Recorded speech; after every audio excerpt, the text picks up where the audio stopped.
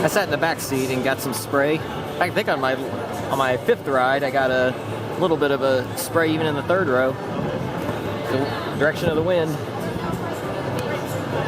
I've done this 5 times. I've done Mystic Timbers 6 times already. Gotten the bats 3 times. Got the cursed wood twice. And I got the snake once. Yeah, fast passes helped a lot with these 2 rides and that flying ace aerial chase thing. That had a bit of a line too. But the beast is right there. And Vortex. Not looking forward to that one, but I'll do it. And this is Firehawk, the Flying Dutchman. I've heard mixed reviews on this one. So I was a little worried about it, but wasn't too bad. They turn you on your back. You're actually laying on your back. I've done the flying coasters where you're laying on your belly. But laying on your back, that was weird. The whole ride was weird. Now where they flip you over, now you're on your belly. That was more what I'm used to.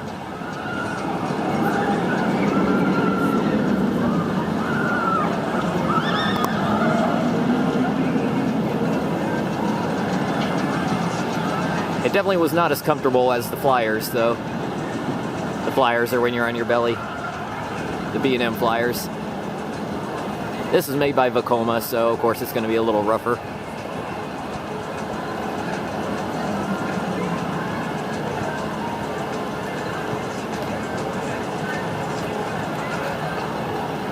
And I don't remember a pretzel loop, which the B&M Flyers have, which is the best part of those.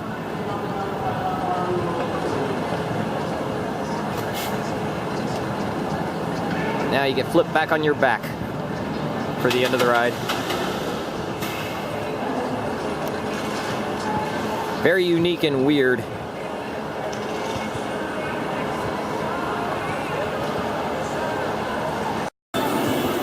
All right, now for my most anticipated coaster at Kings Island. Now don't get me wrong, I was excited for Diamondback and Mystic Timbers too, but for me, this is the one I've been most excited for. Which is weird because usually not a big fan of the inverts. But I heard good things about this, and I love that loop around the lift hill.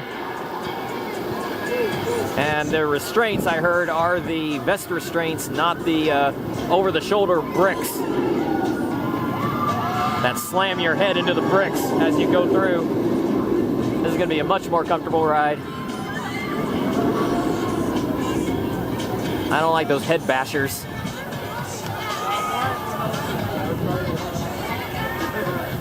And this is going to be coaster number 125 for me. I made sure to line this up for that.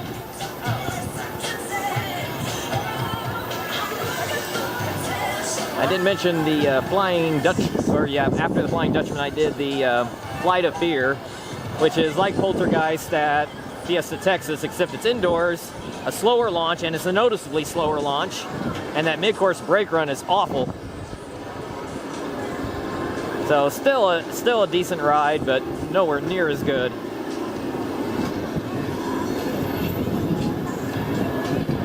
And the Aero Looper here, Vortex, was actually not too bad. It was pretty decent.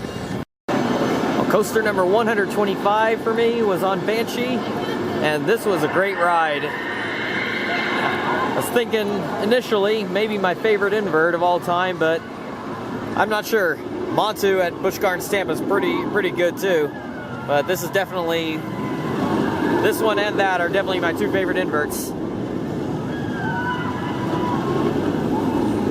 And definitely the second best ride at the park. I think Mystic Timbers is the best ride, but this is a clear second best in the park for me. I rode it in the front row on my first ride. I got a few more rides in other rows. The front row is definitely the best, and I love the vest restraints. Those are so much, to me, these vest restraints are so much better than the bars that are sitting right next to your head that are like solid bricks. So you get any kind of movement of the head during the ride, and it slams against those bricks. That's how inverted coasters normally are. But not this one. You're not going to get any headbanging at all with this ride, which is awesome.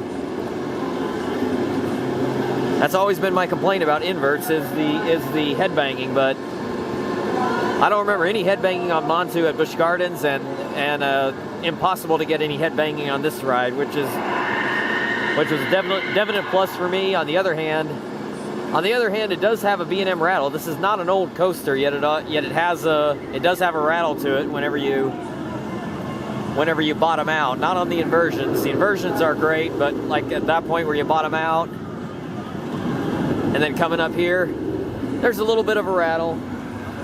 Not so much in the front row. The front row was perfect, really. So I picked a good one for coaster number 125.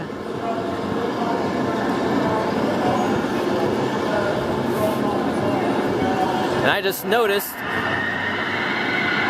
that sign right there. This is where Son of Beast used to be. And I didn't notice that before, but yeah, there's that thing. Son of Beast was here from 2000 to 2009.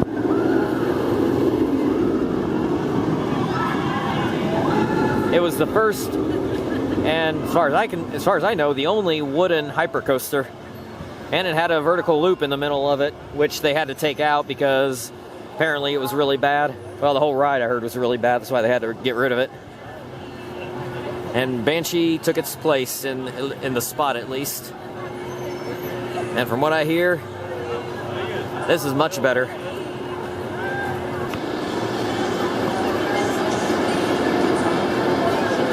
You get the Banshee scream right there.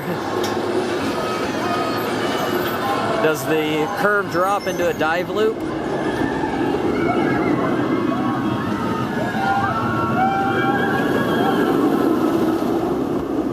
Now the vertical loop, second inversion.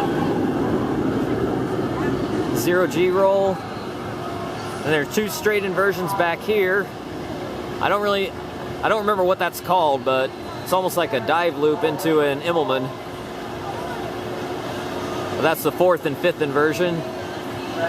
Then there is a second vertical loop out of the screen there, sort of. And that leads into the seventh inversion, which is a inline twist, and you're just going straight and it's moving. You're going so slow through that inline twist, you get great hang time. That's probably my favorite moment on the ride. So one of the few coasters in the country that has 7 inversions on it.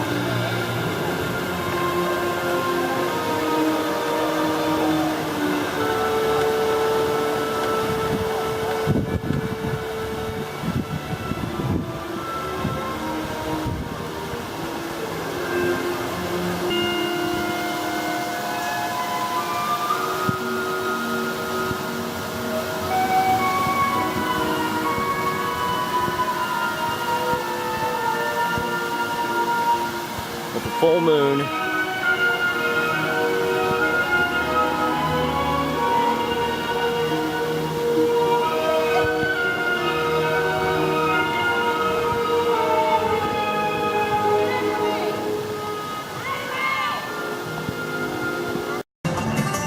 That's about all the beasts that you can see from out here. Even when you're on the ride, you can't see much of it. Except on the second lift hill, you see the double helix. Slanted double helix you're about to go through. I wasn't sure if I was going to like this ride or not, but I thought it'd be too shaky, but it was a little shaky, but not too much.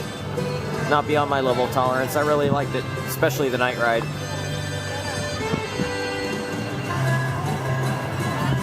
They always say Beast gives best night rides, and I think I'd agree with that. That's Backlot Stunt Coaster from the other side. That double helix going up. That could cause you to gray out. It almost did to me. And I don't gray out on really anything anymore.